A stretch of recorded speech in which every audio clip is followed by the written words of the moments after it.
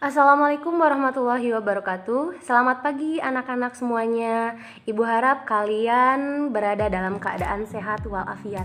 Nah, pada pertemuan kali ini kita akan membahas mengenai pengetahuan dasar pemetaan, di mana dalam materi ini kita akan membahas mengenai peta, penginderaan jauh, dan sistem informasi geografi. Nah, khusus pada kesempatan ini kita akan membahas mengenai peta. Ibu yakin tentunya kalian sudah tidak asing lagi dengan peta karena sudah dipelajari dari SD maupun SMP. Nah, coba kalian bedakan dari beberapa gambar di bawah ini. Ada globe, ada atlas, ada denah lokasi, ada peta digital, dan ada peta biasa. Nah, tentunya dari belajar kali ini kalian akan bisa membedakan mana yang bisa disebut dengan peta dari kelima gambar yang disajikan ini. Pertama, peta. Apa itu peta? Peta merupakan sebuah rupa permukaan bumi yang digambarkan menggunakan suatu sistem proyeksi dengan skala tertentu sehingga dapat disajikan dalam bidang datar. Nah, pada gambar di atas ada gambar bola bumi yang bulat kemudian dipindahkan ke dalam bidang datar. Dengan apa? Dengan sistem proyeksi dan tentunya menggunakan skala. Apa itu skala? Nah, akan kita bahas pada slide selanjutnya. Nah, apa ilmu yang mempelajari mengenai pemetaan ini? Ilmunya adalah kartografi. Peta telah menjadi bagian dari sejarah manusia selama ribuan tahun. Nah, orang-orang menciptakan dan menggunakan peta sebagai alat penting untuk membantu mereka menentukan, menjelaskan, dan menavigasi arah mereka di seluruh dunia. Selanjutnya, ada beberapa jenis peta. Ada peta umum dan peta tematik. Peta umum menggambarkan segala sesuatu di permukaan bumi secara umum. Ada dua, ada peta korografi dan peta topografi. Contohnya, peta korografi. Ini adalah peta Provinsi Jawa Barat, di mana peta yang menampilkan permukaan seluruh atau sebagian permukaan bumi secara umum. Di sini digambarkan permukaan bumi atau permukaan Provinsi Jawa Barat secara umum. Informasi itulah yang kita ambil dari sini. Terus kemudian ada peta topografi. Apa itu peta topografi?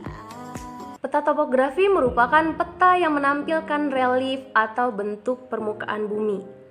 Relief muka bumi yang digambarkan pada peta dalam bentuk garis-garis yang menghubungkan ketinggian di tempat yang sama, di mana ini disebut dengan garis kontur. Nah, pada peta kontur ini ada kenampakan alam yang bisa kita amati, di mana dengan memperhatikan garis kontur yang semakin rapat, maka bentuk muka bumi di sana akan semakin terjal. Kemudian ketika kita melihat ini yang semakin terjal. Nah, kemudian ada garis kontur yang semakin jarang atau semakin renggang. Nah, bisa kita identifikasi bahwa permukaan bumi di sana berbentuk semakin landai. Kita bisa lihat perbandingan antara gambar yang di atas dengan peta kontur yang ada di bawah.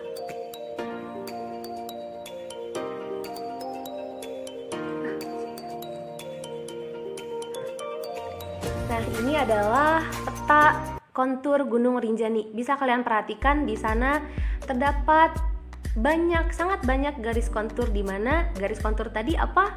Garis kontur adalah garis yang menghubungkan titik-titik yang sama ketinggiannya di permukaan bumi. Ada wilayah yang renggang konturnya berarti landai, ada wilayah yang rapat garis konturnya berarti mencirikan wilayah yang terjal. Selanjutnya ada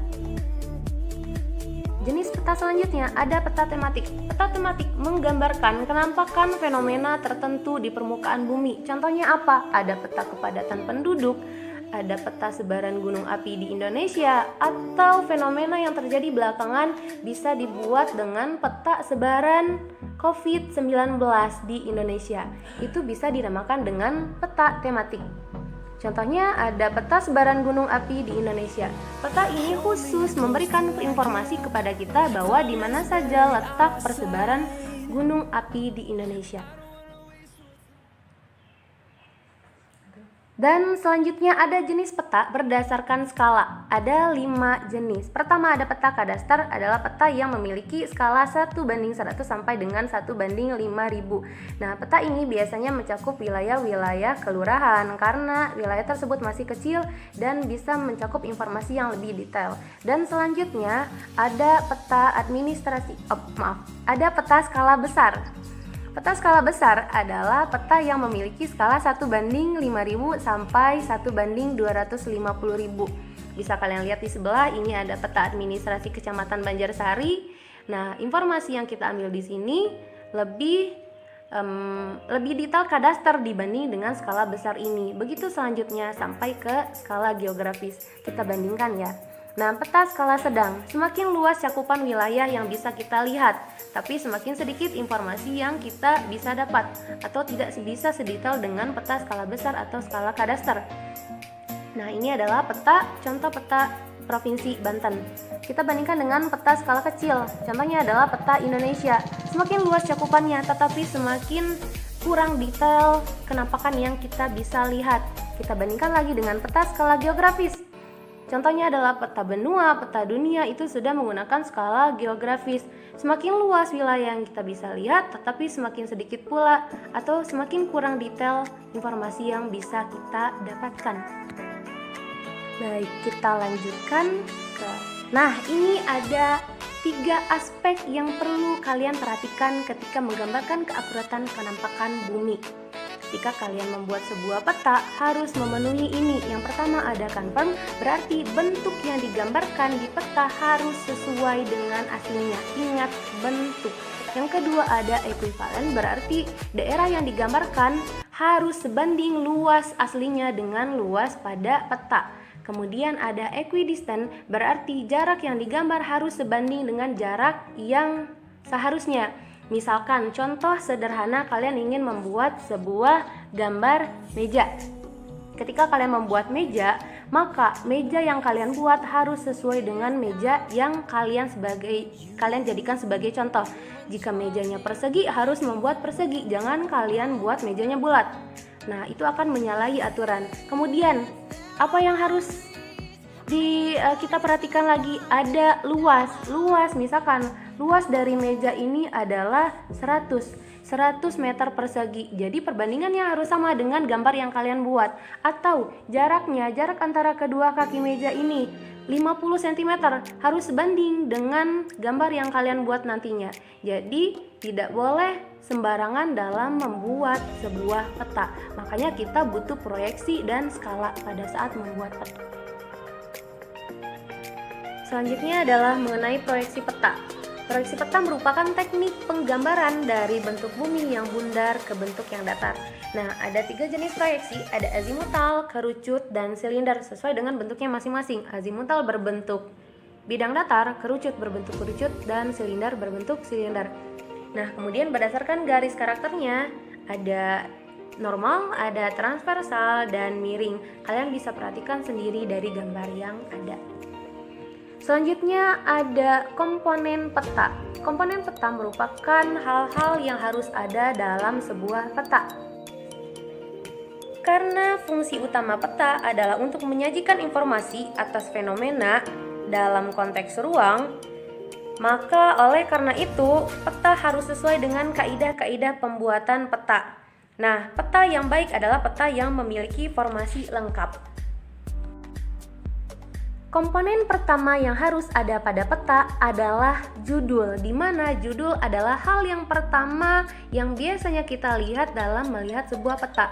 Dengan melihat judul, kita bisa mengetahui informasi penting, informasi pertama yang ada pada peta tersebut. Contoh, Provinsi Jawa Barat. Kita berarti mengetahui, oh ternyata ini adalah Provinsi Jawa Barat yang ada pada peta ini. Kemudian selanjutnya ada garis tepi pada peta. Biasanya itu dibuat dengan menggunakan garis berwarna hitam. Kemudian ada orientasi atau arah mata angin. Ini sangat penting untuk menunjukkan arah utara, selatan, timur, dan barat. Selanjutnya, skala merupakan jarak antara objek di peta itu dengan jarak objek di permukaan bumi. Terus kemudian, legenda. Nah, pada legenda ini memuat keterangan semua simbol yang terdapat pada peta agar peta mudah dipahami. Contohnya yang biasa ada di simbol adalah jalan, terus kemudian perbatasan wilayah, terus kemudian ada simbol-simbol area seperti danau, rawa, sawah. Itu akan kita bisa ketahui melalui legenda yang tersedia. Terus kemudian ada koordinat garis lintang dan bujur. Biasanya dibuat pada pinggir peta berwarna biru. Terus kemudian ada simbol yang tadi ada pada legenda. Selanjutnya ada peta inset. Peta inset adalah peta yang cakupannya lebih luas untuk menunjukkan posisi peta yang ada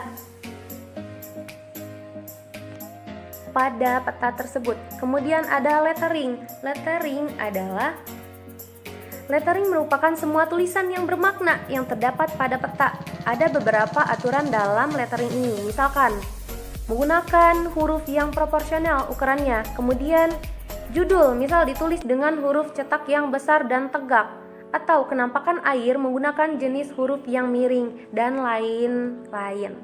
Terus selanjutnya ada warna peta. Dengan mengetahui warna peta, kita bisa mengidentifikasi. Misalkan pada peta ini, warna hijau menandakan dataran rendah, semakin kuning itu semakin tinggi, semakin coklat atau berwarna keorenan itu semakin tinggi wilayahnya.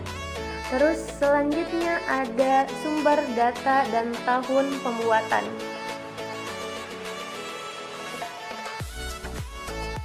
Selanjutnya kita akan membahas mengenai memperbesar dan memperkecil skala peta. Yang pertama, kita akan menghitung skala peta. Dengan cara yang pertama, membandingkan dengan peta lain dengan syarat cakupan daerahnya sama. Contoh pada gambar ini ada rumus yang digunakan P2 sama dengan D1 per D2 dikali P1. Bisa dibaca keterangannya. Kemudian pada contoh soalnya ada wilayah A, wilayah D1 dan wilayah D2. Kemudian yang diketahui D1 3 cm, D2 6 cm, D itu jarak ya.